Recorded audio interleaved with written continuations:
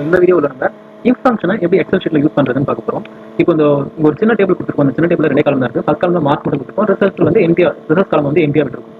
So இங்க என்ன fill பண்ணணும்னா, இப்போ அந்த மார்க் லிஸ்ட்ல எபோவ் 50, அதாவது 50க்கு மேல எடுத்துருக்கவங்க பாஸ் அப்படின்னும், 50க்கு கீழே எடுத்துக்கோங்க, 50க்கு கம்மியா எடுத்துருக்க மார்க் வந்து ஃபெயில் அப்படின்னு ரிசல்ட் காலம் பிரிண்ட் ஆகும். இப்போ 90 வந்து 50க்கு மேல இருக்கு, ஸோ அவங்க பாஸ் பண்ணணும். 70 and 55 வரைக்குமே 50க்கு மேல இருக்கு, ஸோ இதெல்லாம் பாஸ் பண்ணணும். இங்க 40 இருக்குதுல, இதுக்கு நேரம் ஃபெயில் பிரிண்ட் ஆகும். ஸோ இதை வந்து ஒரு ஃபங்க்ஷன் யூஸ் பண்ணி எப்படி பண்ணுறதுன்னு பார்க்கணும். அதுவும் if ஃபங்க்ஷன் யூஸ் பண்ணி.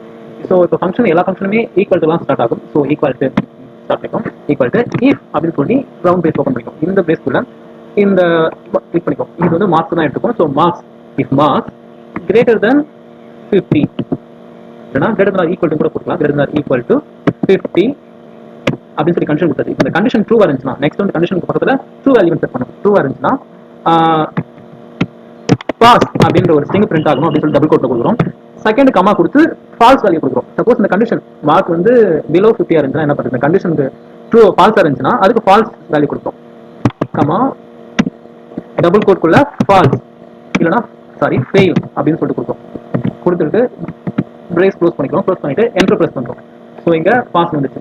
ஸோ ரிமைனிங் செல்ஸுக்கும் இதே ஃபார்முலாவை இன்சர்ட் பண்ணணும் அப்படின்னா, ஸோ இந்த செல்லில் இருக்க கார்னரில் அந்த டாட்டை கிளிக் பண்ணி ட்ராக் பண்ணி இந்த கடைசி செல் வரைக்குமே எடுத்து வந்து விட்டுணும். எடுத்து வந்து விட்டுட்டா ஆட்டோமேட்டிக்கா ஃபர்ஸ்ட் செல் அப்ளை பண்ண அந்த ஃபார்முலா ஃபங்க்ஷன் வந்து எல்லா செல்லுக்கும் அப்ளை ஆகிடும்.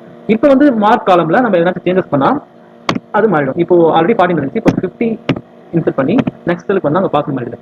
இப்போ ஃபர்ஸ்ட் செல் பாருங்க 19 இருக்குது. ஸோ இதை வந்து 45 அப்படின்னு சேஞ்ச் பண்ணிட்டு என்டர். இது மாதிரி ஒரு ரிசல்ட்ஸை வந்து நம்ம எடுக்கிறதுக்காக தான் நம்ம இஃப் யூஸ் பண்றோம். அதாவது ஒரு கண்டிஷன் பேஸ்ல ஒரு ரிசல்ட் ஃபைண்ட் பண்றதுக்கு இஃப் ஃபங்க்ஷன் யூஸ் ஆகுது.